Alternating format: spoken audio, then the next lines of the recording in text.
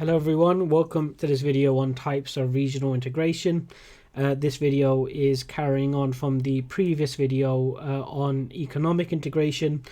So we've taken a look at what economic integration is. We've taken a look at economies of scale, on the theory of absolute advantage and the theory of comparative advantage. So what we're going to do now is take a look at different types of economic integration in different regions around the world, taking a look at how different countries or groups of countries attempt to reduce trade barriers, reduce tariffs, and try and increase their overall economic activity. So there are 5 major types of economic integration that we see in the world today, and we're going to be running through all 5 along with examples. So we have free trade areas, customs unions, common markets, economic unions, and economic and monetary unions. There are only so many economic integration areas or attempted economic regional integration areas in the world today, but we do have examples of all 5 of these that we are going to be looking at. So to provide some context for this video, it's important to remember that almost every country in the world today is a member of the World Trade Organization, the WTO, and the WTO does lay down some pretty extensive and significant tariffs between countries. So if you have 2 members of the WTO that do not have a trade agreement between them or do not belong to the same economic integrated union, then there will be quite significant tariffs on practically every type of good and service. And this applies to, again, the vast majority of countries today. So that's the starting ground for any discussion about economic integration, the relatively high and extensive tariffs and trade barriers that come with being part of the World Trade Organization. So if we start our look at free trade areas, so this is where 2 or more nations abolish all major tariffs and trade barriers between themselves, which means that you're able to import and export goods and services between these countries without attracting significant or any tariffs.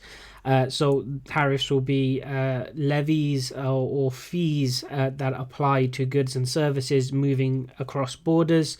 There will also be no trade barriers. So there won't be the banning of particular types of goods and services from moving across borders either. That sounds fairly significant, and it is, but it is still a fairly weak form of economic integration. So this doesn't require common external trade policies. So that means that 2 countries which are part of the same free trade area will still have different trading agreements and trade treaties with different countries around the world. So there is no common external trade policy, and there will also be no common internal regulatory mechanisms or legal systems.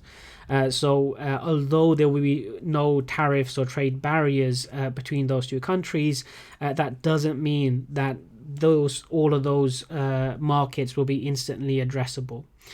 So if we take a look at our example here, which used to be called NAFTA, the North American Free Trade Area, it was recently renegotiated and now is known as the United States, Mexico and Canadian Agreement, but it's still very much a free trade area. If you're a Mexican company producing say kettles or some sort of kitchen good, you're able to export your products across the Mexican-US border, but this doesn't mean that you will necessarily be able to sell your products in the US market. And that's because the absence of tariffs and trade barriers doesn't mean that the regulation which applies to electrical goods is going to be the same across Canada, the US and Mexico. So you do have a significant amount of freedom to move goods and services across borders.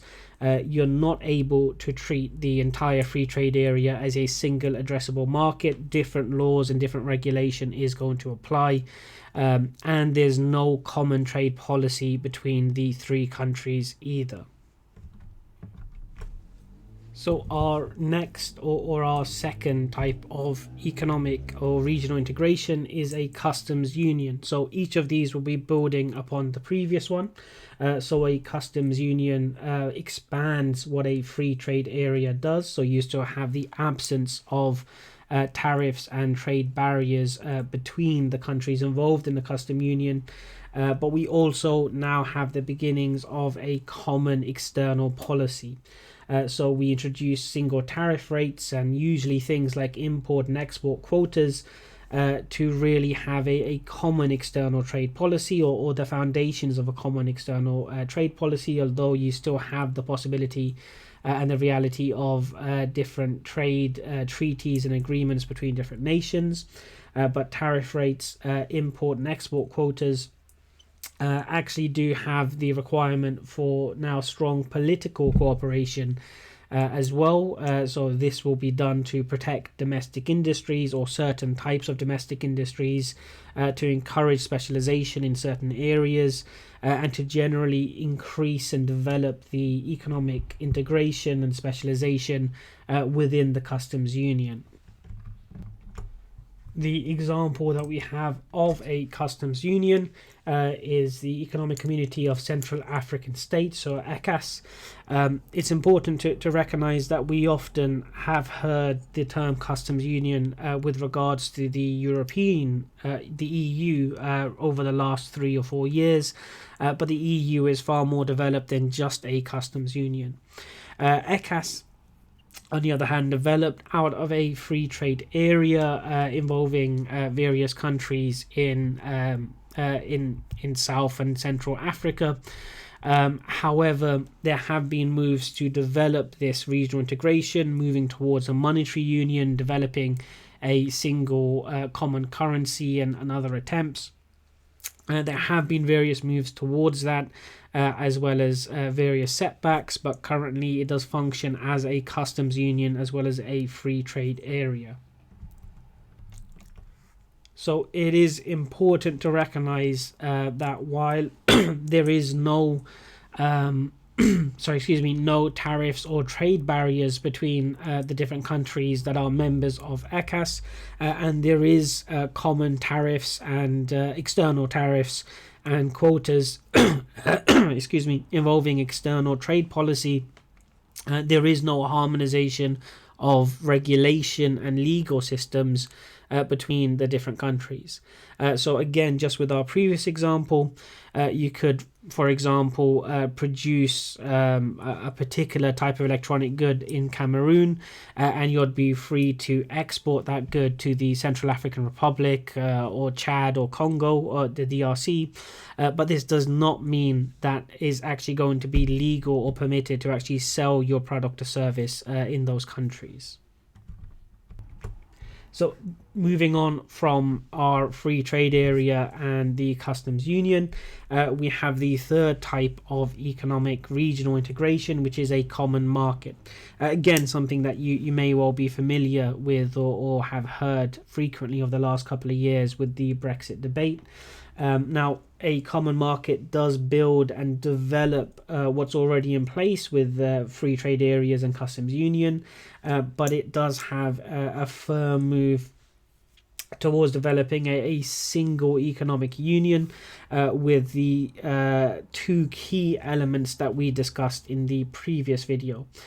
So removing not just tariffs and trade barriers, but also now removing barriers on the movement of labor and the movement of capital means that we can really start developing the specialization of different economies within the common market. So in an important sense. One country within the common market can start specializing in particular industries.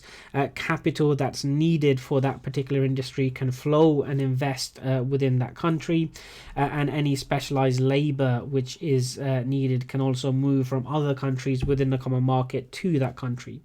So we can really start seeing the development of real specialisms, or specialized industries and specialized economies within the common market. The example that we have of a common market is the Eurasian Economic Community. So this covers many of the former Soviet states, which transitioned to the Commonwealth of Independent States, or CIS, and now the Eurasian Economic Community. So we have Russia, Belarus, Uzbekistan, Kyrgyzstan, and others. Again, it's important to recognize that the EU very much is a common market, but also has developed beyond just being a common market. So our next example is an economic union, and this is what the EU currently is. So this builds on the common market. So we have the absence of trade barriers and tariffs, so a free trade area. We have a customs union, so development of the foundations of an external, a coherent, unified external trade policy. We have a common market, so we have the free movement of capital and the free movement of labor. But now we also have unified and common regulation and legal systems, as well as a common general economic policy. So we are now developing a coherent economic entity rather than just trying to maximize and incentivize internal trade. So once you get to an economic union, it starts making sense to actually consider the union as a single coherent economic unit rather than just a loose confederation or a framework to encourage particular types of trade. So the example here would be the EU, which is the only major example of an economic union in the world today. And it is very much the case that you would consider the EU really as a single market. You can address the entire market because there is common regulation and there is common legal systems. And it also makes sense to consider the EU as a unified economic actor.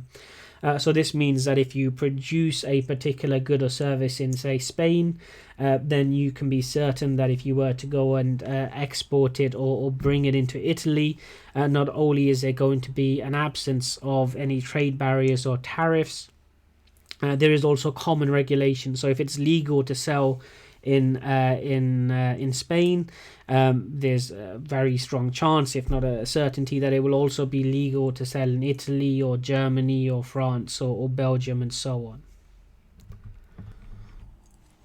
So we have very much removed most of the barriers to trade with an economic union.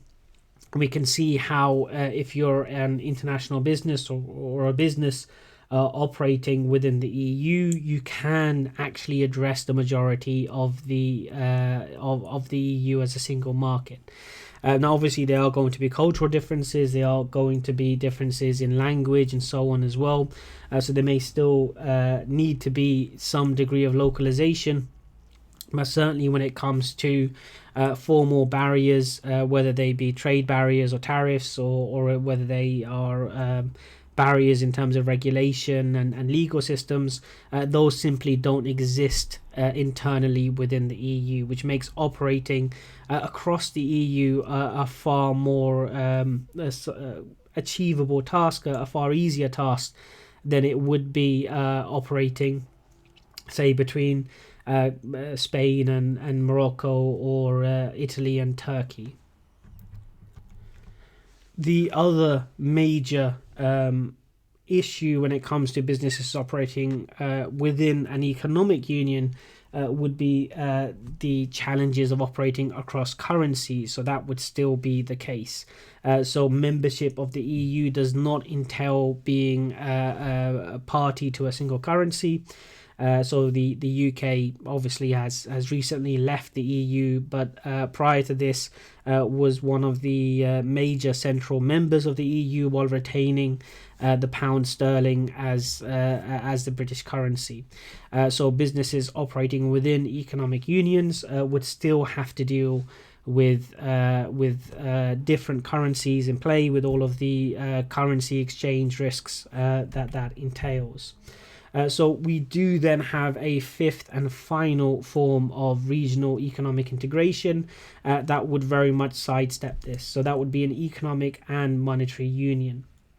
So this would be everything which is in place in terms of an economic union, but now also a single monetary policy, so a unified monetary policy. So this would be a single currency that would be used across the different member states with a single central bank. So a central bank in this case would control printing and control issuing of the currency, as well as things like the interest rate and the inflation rate, or not control, but rather have a single inflation rate as a consequence of having a single currency, and all of the other monetary policies and monetary instruments like that we've seen recently, quantitative easing and so on, that would be needed to really coordinate the monetary union. So what we have here is not the EU, which again is an economic union rather than a monetary union, but what's known as the Euro area, which commonly called the Eurozone informally as well, where the euro is the single currency in use, and where there is a single national bank and a single unified set of monetary policies.